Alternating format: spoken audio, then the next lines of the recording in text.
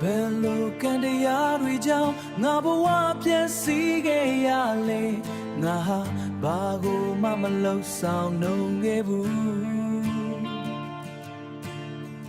အလုံးရဲ့တဲ့မှာငါဟာသိငယ်စွာနဲ့ပဲနေချင်နေ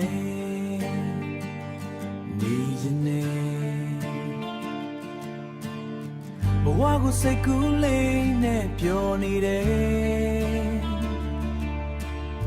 မတူညီတဲ့ဘဝမို့ပေးဆက်ခြင်းများစွာ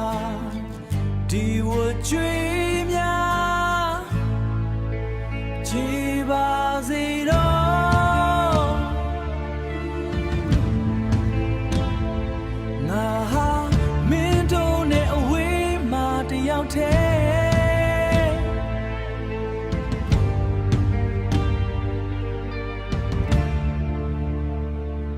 ငါဟာ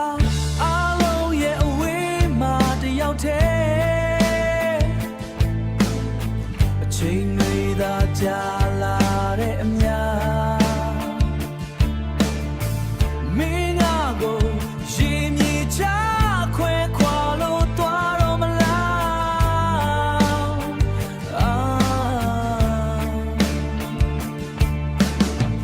ချမ်းနေခဲ့တာ